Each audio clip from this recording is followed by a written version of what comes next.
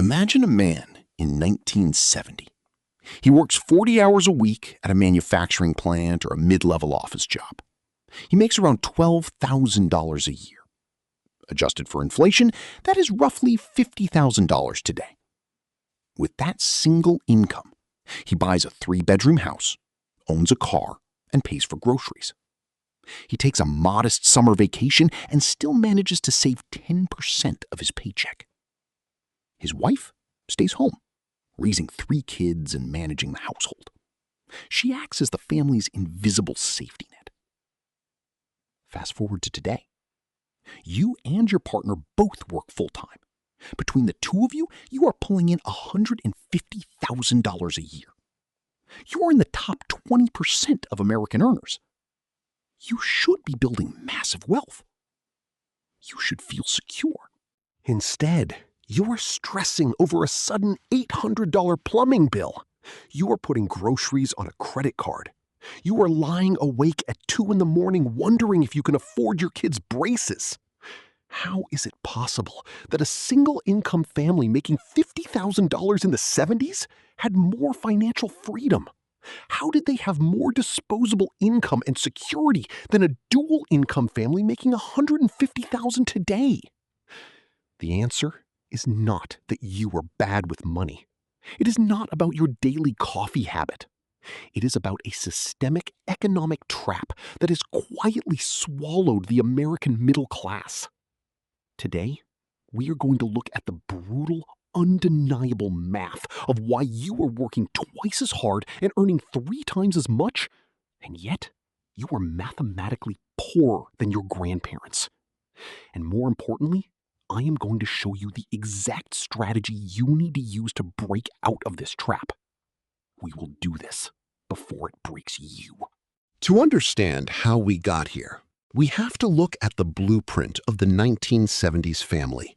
Back then, the American dream was built on a very specific economic foundation. The median household income was hovering around $10,000 to $12,000. When you adjust that for inflation using the Bureau of Labor Statistics CPI data, it translates to roughly $50,000 to $60,000 in today's purchasing power. But what did that money actually buy? It bought a median-priced home, which in 1970 cost about $23,000. That is roughly 2 to 2.5 times the annual income. Today, the median home price in the United States is over $400,000, which is nearly 6 to 8 times the median household income. But housing is just the tip of the iceberg. The 70s family had something that modern economics completely ignores: the immense, uncounted financial value of the stay-at-home parent. In a single-income household, the non-working spouse was not just sitting around. They were providing thousands of dollars worth of unpaid labor every single year.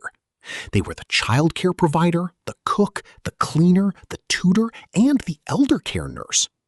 If you had to pay for all of those services on the open market today, it would cost you upwards of $40,000 to $50,000 a year.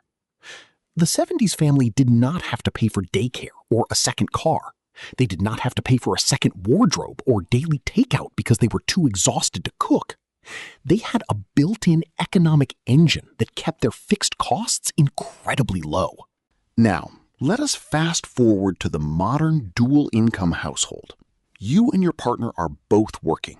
You are bringing in $150,000 combined. On paper, you are rich. But the modern economy has undergone a massive structural shift. As dual-income households became the norm, the market did not respond by making life cheaper. It responded by absorbing that extra income. This is the core of what Senator Elizabeth Warren identified in her groundbreaking research on the two-income trap back when she was a Harvard bankruptcy law professor. She studied thousands of middle-class families who had filed for bankruptcy and found a shocking trend. The families going bankrupt were not the ones buying luxury cars or taking lavish vacations. They were dual-income, college-educated families with children. They were doing everything right, but they were trapped in a brutal bidding war for the basic necessities of middle-class life. Let us break down the big four expenses that have exploded since the 1970s, effectively eating your second income alive. The first and most devastating is housing. You might think housing prices just naturally go up with inflation. They do not. According to historical census data, the cost of housing in areas with good public schools has skyrocketed by over 300% in real terms. Why? Because when every family has two incomes, the housing market prices in two incomes.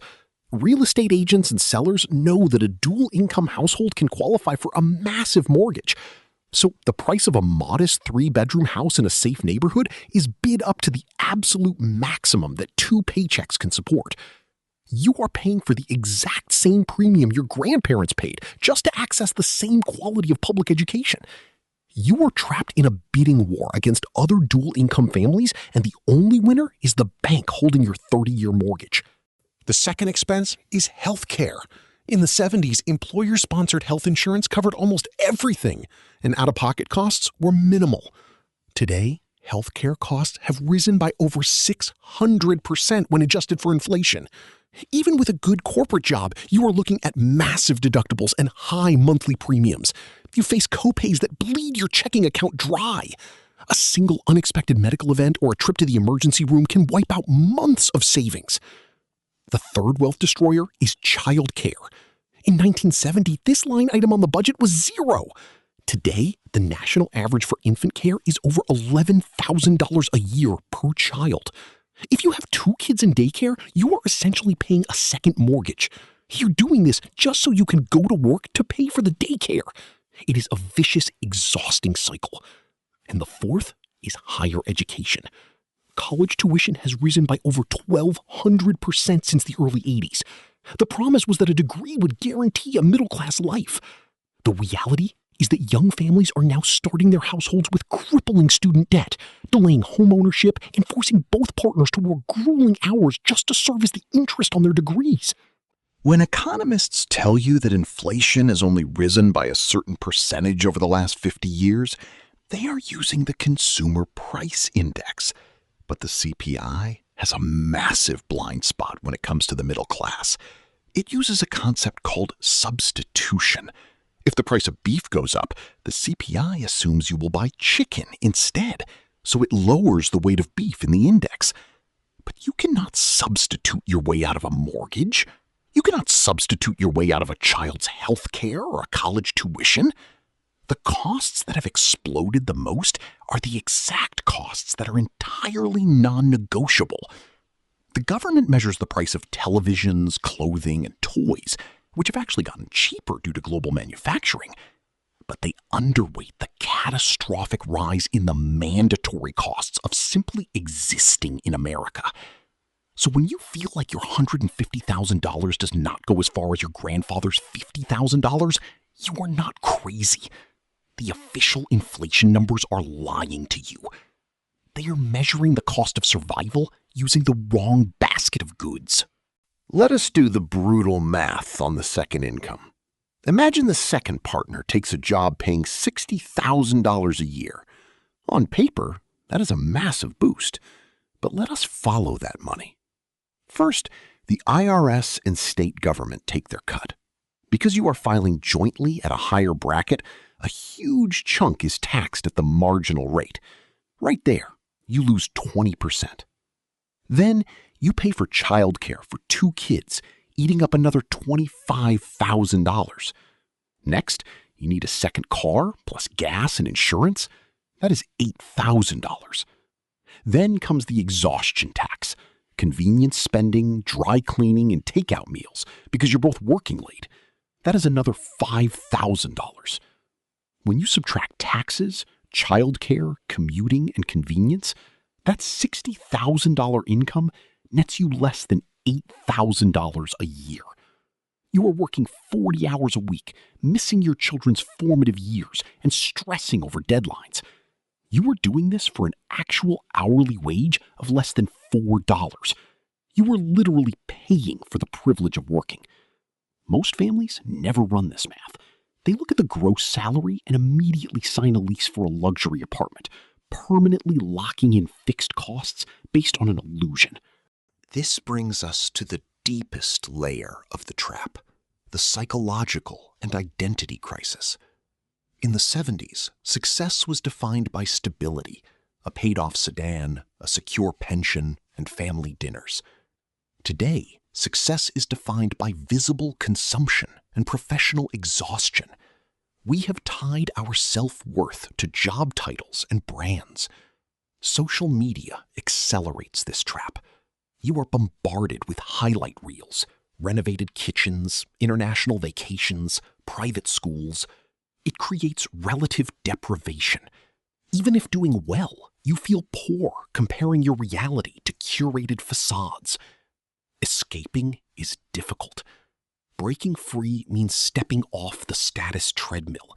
It means comfortably explaining to peers why you are not upgrading your house or flying to Europe.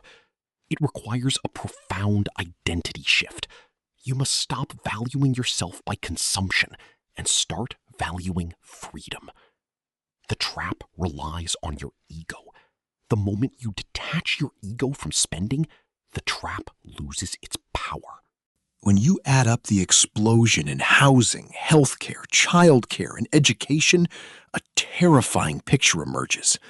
Your grandparents had a massive financial safety net that we have completely lost. In a single-income family, if the primary breadwinner lost their job or got sick, the family had a backup plan. The stay-at-home parent could enter the workforce to keep the family afloat. They had a hidden reserve of earning power. But in a dual-income family making $150,000, both partners are already working at maximum capacity.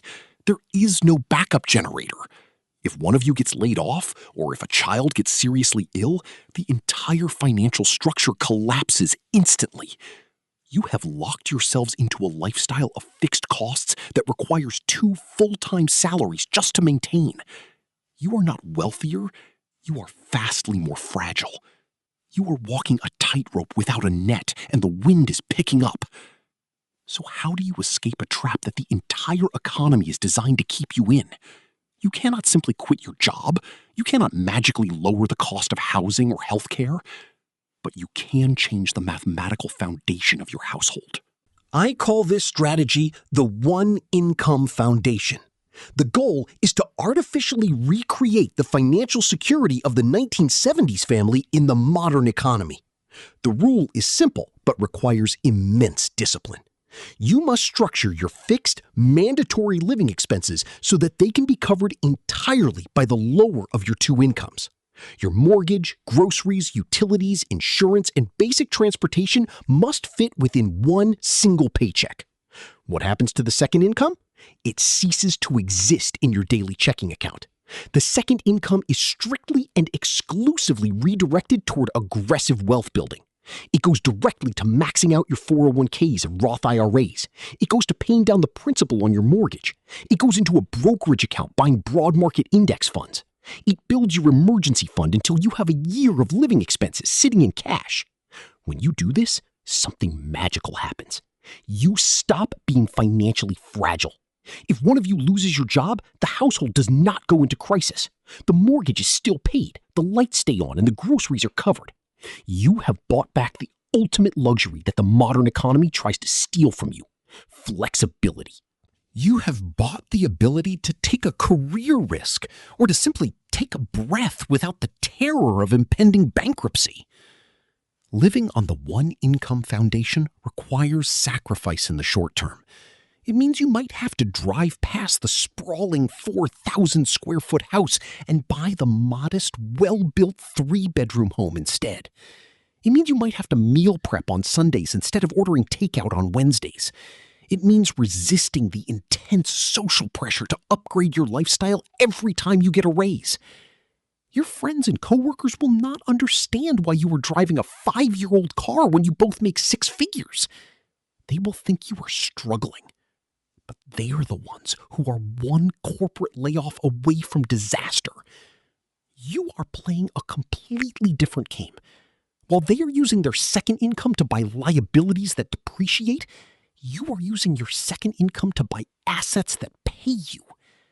If you invest just $30,000 a year from that second income, you will have over $750,000 in 15 years. That money will start producing its own dividends and growth. Eventually, the investments you made with your second income will generate enough passive income to replace your first income entirely. That is true financial freedom. That is how you break the generational cycle of the two-income trap. The families who thrive in the modern economy are not necessarily the ones who earn the most. They are the ones who refuse to let their fixed costs consume their margin. They understand that true wealth is not about the size of your paycheck. It is about the size of your options. Our grandparents had the ultimate option, the ability to absorb a shock. By building a one-income foundation, you are reclaiming that exact same security for your own family. You are stepping off the treadmill and building a fortress. Now that you understand the math behind the trap, you need to make sure your defenses are fully locked in. If you want to know exactly how much cash you need sitting in the bank, you need to watch this video right here. I break down the true mathematical purpose of an emergency fund and the exact number you need to hit to sleep soundly at night. Click right here, and I will see you in the next one.